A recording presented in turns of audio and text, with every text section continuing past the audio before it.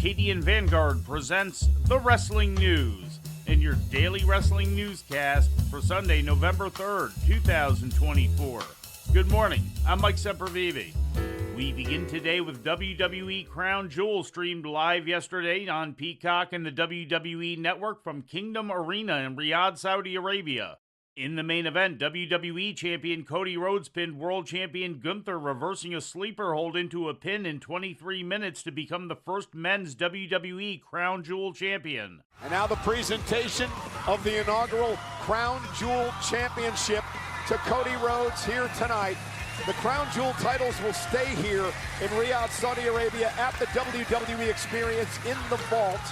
The champions will be presented a huge ring, like a Super Bowl ring, that they will be able to wear proudly around the rest of the world, because Cody Rhodes and Liv Morgan will always be known as the first ever Crown Jewel champions. Earlier in the show, World Women's Champion Liv Morgan became the first Women's Crown Jewel Champion by defeating WWE Women's Champion Nia Jax in 8 minutes and 15 seconds, thanks to outside distractions from Dominic Mysterio and Raquel Rodriguez. And in the ring now, Chief Content Officer Triple H going to present Liv Morgan with the Crown Jewel Championship. I don't know, I got a bad taste in my mouth about this. But nonetheless, Liv Morgan makes history here tonight. In the opening match, the Bloodline trio of Jacob Fatu, Solo Sikoa, and Tama Tonga defeated Roman Reigns and the Usos when Sikoa pinned Reigns in 16 minutes and 35 seconds. After the match, the Bloodline continued the attack on Reigns until Sami Zayn intervened. In another post-match angle, Zayn accidentally hit Reigns with a haluva kick before leaving the ring. In other results, Seth Rollins pinned Bronson Reed, LA Knight retained the U.S. title in a triple threat against Andrade and Carmelo Hayes, and Bianca Belair and Jade Cargill retained the women's tag team title in a fatal four-way with Damage Control, Chelsea Green and Piper Niven, and Lash Legend and Jakar Jackson.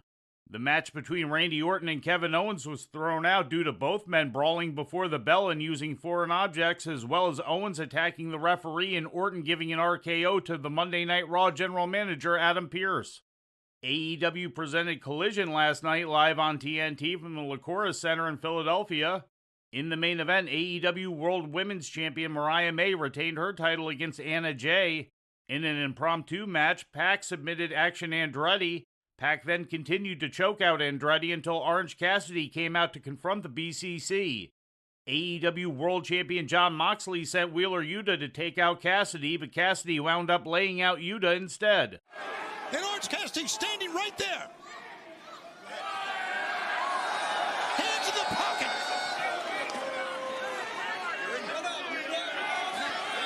He's telling Wheeler, go ahead. And look at Moxley. Wheeler Yuta looking back at Moxley, looking at Orange Cassidy. I don't know. It seems conflicted. And now, the Orange Punch. Moxley is outraged. In the opener, Thunder Rosa beat Harley Cameron in a Day of the Dead match. Also on the show, Kyle Fletcher pinned Commander. Fletcher continued the beating after the match until Mark Davis came out to interrupt and confront him.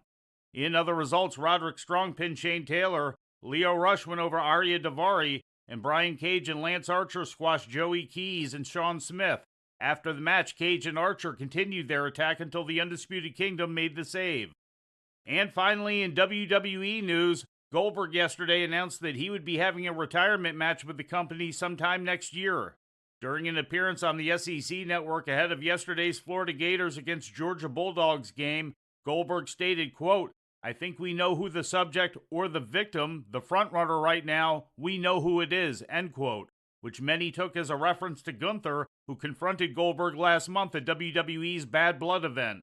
Goldberg indicated that WWE officials had already signed off on the match, but did not specify when next year it might take place. And before we leave you today, we'd like to remind you that however you consume your content, you can find the wrestling news 24 hours a day and 7 days a week across social media. On Twitter, follow us at Wrestling News AV.